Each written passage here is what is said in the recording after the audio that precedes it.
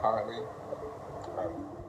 On September 10th in the year 1608, English adventurer John Smith is elected council president of Jamestown, Virginia, the first permanent English settlement in North America. Smith, a colorful figure, had won popularity in the colony because of his organizational abilities and effectiveness in dealing with local Native American groups.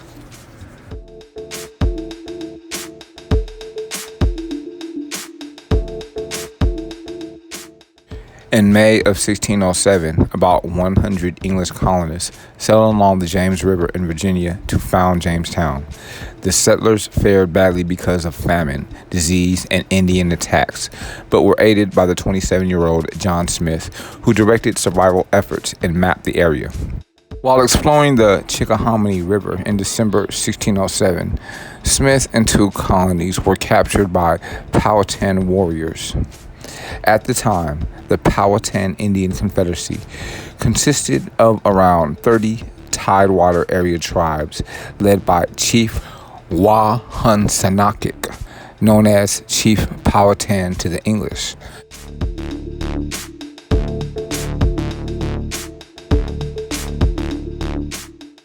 Smith's companions were killed and continued their eternity as a result of this meeting, but he was spared and released, according to a 1624 account by Smith, because of the dramatic intercession by Pocahontas, Chief Powhatan's 13-year-old daughter. In 1608, Smith became president of the Jamestown colony, but the settlement continued to suffer. An accidental fire destroyed much of the town, and hunger, disease, and Indian attacks continued. During this time, Pocahontas often came to Jamestown as an emissary of her father, sometimes bearing gifts of food to help the hard-pressed settlers. She befriended the settlers and became acquainted with English ways. In 1609, Smith was injured from a fire in his gunpowder bag and was forced to return to England. John Smith returned to the New World in 1614 to explore the New England coast, carefully mapping the coast from Penobscot Bay to Cape Cod. That April, Pocahontas married the English planter John Rolfe in Jamestown. On another voyage of exploration in 1615, Smith was captured by pirates but escaped after 3 months of captivity. He then returned to England, where he continued his eternity in 1631.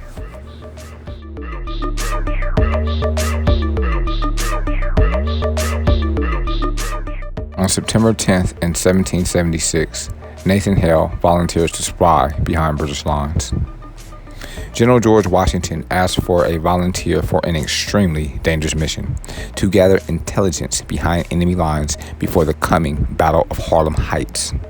Captain Nathan Hale of the 19th Regiment of the Continental Army stepped forward and subsequently became one of the first known American spies of the Revolutionary War.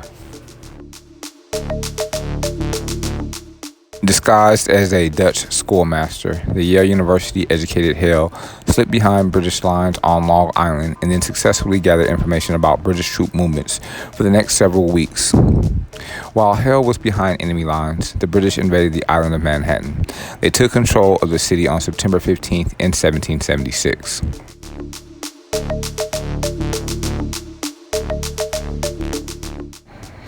When the city was set on fire on September 20th in 1776, British soldiers were put on a high alert for sympathizers of the Patriot cause. The following evening, on September 21st, Hale was captured while sailing Long Island Sound, trying to cross back into American-controlled territory.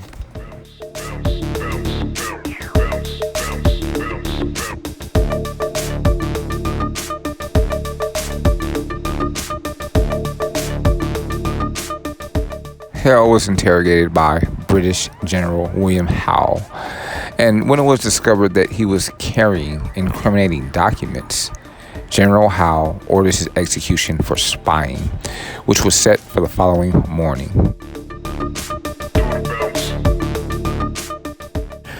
After being led to the gallows, legend holds that Hale was asked if he had any last words, and that he replied with these now famous words, Quote, "I only regret that I have but one life to lose for my country," unquote.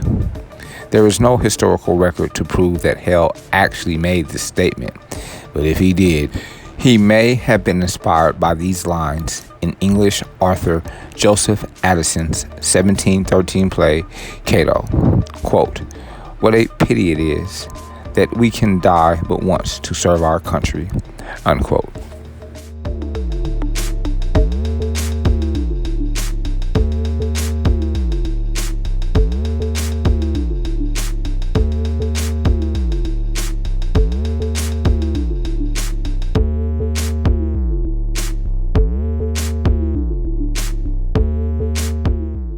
Patriot spy Nathan Hale was hanged by the British on the morning of September 22nd in 1776.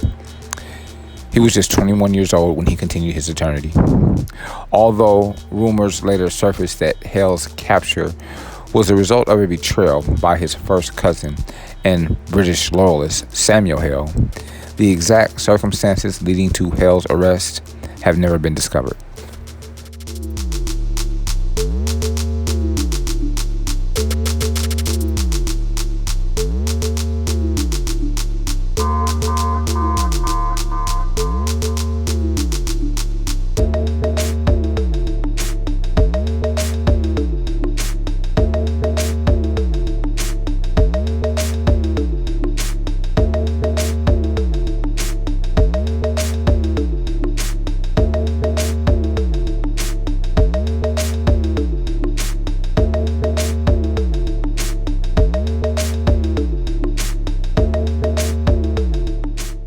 On September 10th in 1897, a 25-year-old London taxi driver named George Smith becomes the first person ever arrested for drunk driving after slamming his cab into a building. Smith later pled guilty and was fined 25 shillings.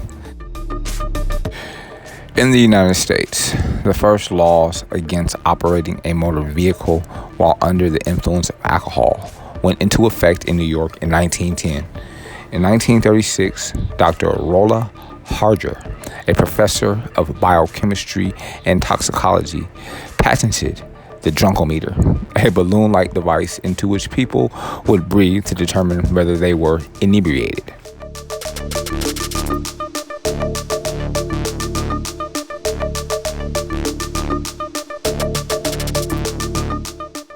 In 1953, Robert Borkenstein, a former Indiana State Police captain and university professor who had collaborated with Harger on the drunkometer, invented the breathalyzer.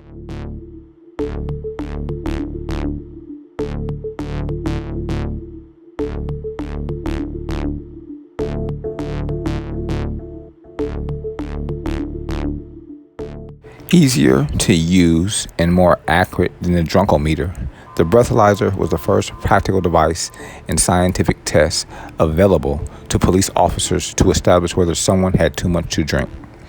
A person would blow into the breathalyzer and it would gauge the proportion of alcohol vapors in the exhaled breath, which reflected the level of alcohol in the blood.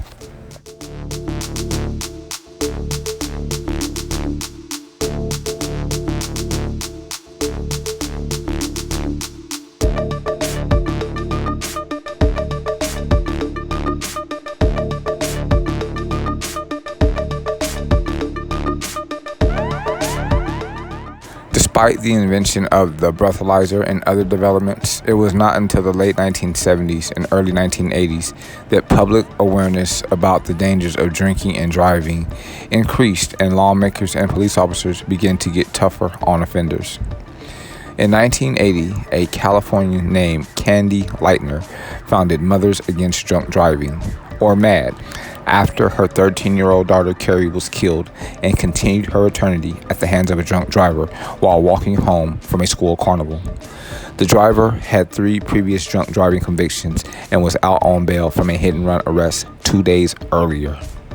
Lightner and MADD were instrumental in helping to change attitudes about drunk driving and push for legislation that increased penalties for driving under the influence of alcohol and/or drugs.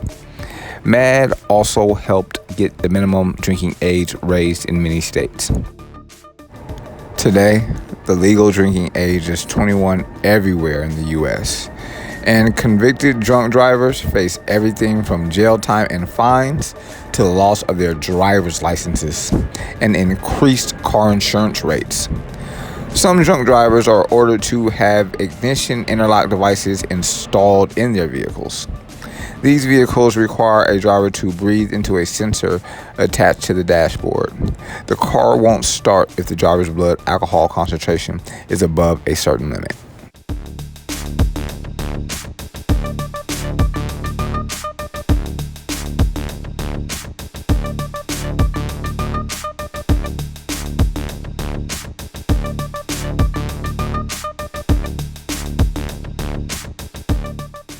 Despite the stiff penalties and public awareness campaigns, drunk driving remains a serious problem in our country.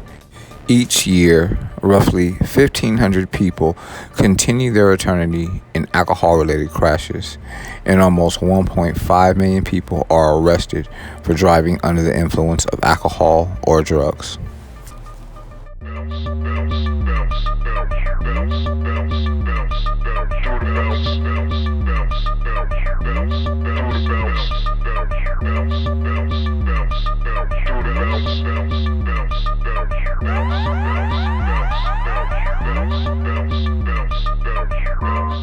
On September 10th in 2008, scientists successfully flipped the switch for the first time on the Large Hadron Collider at the European Organization for Nuclear Research, or CERN, lab in Geneva, kicking off what many called history's biggest science experiment.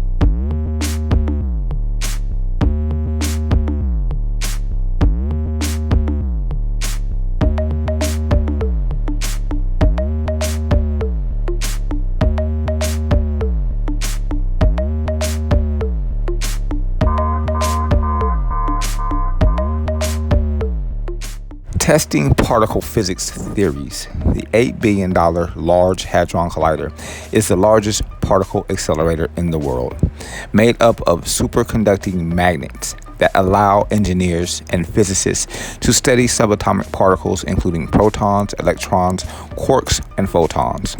The Large Hadron Collider can create 600 million collisions per second.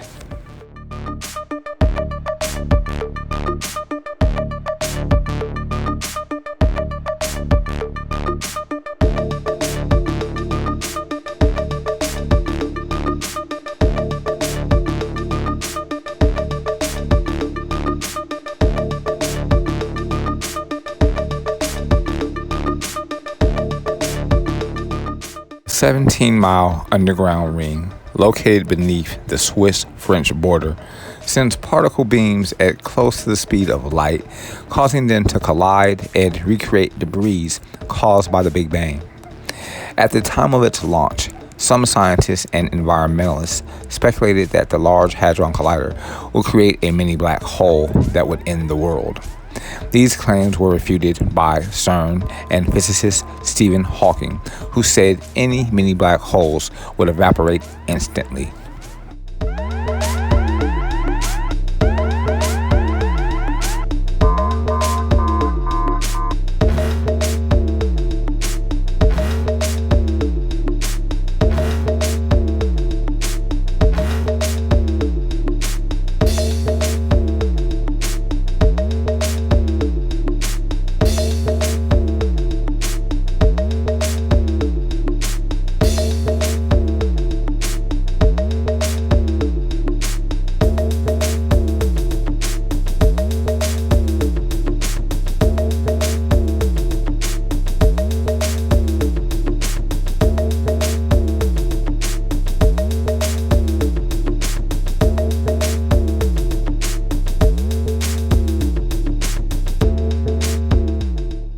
The goal of the Large Hadron Collider, the largest scientific instrument on the planet, was to create and discover the Higgs boson, better known as the God particle.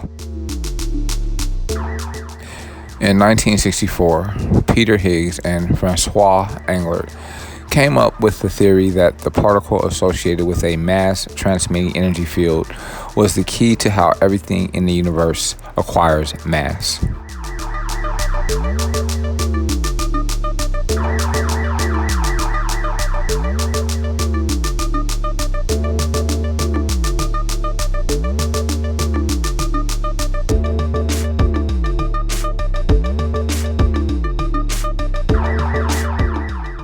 In 2012, CERN announced that the Large Hadron Experience had allowed researchers to observe a particle consistent with the Higgs boson.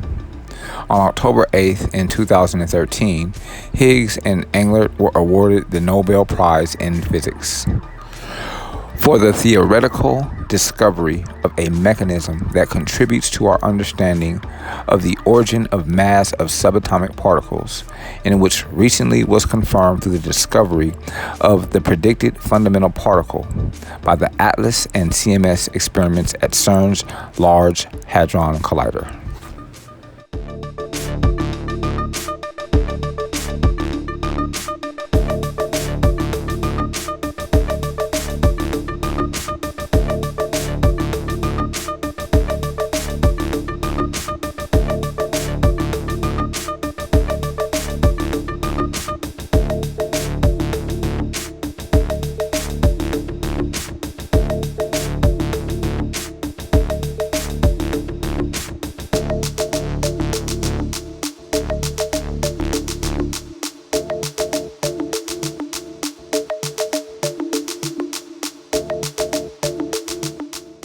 All historic information divulged and documented on this audio file can be verified on History.com.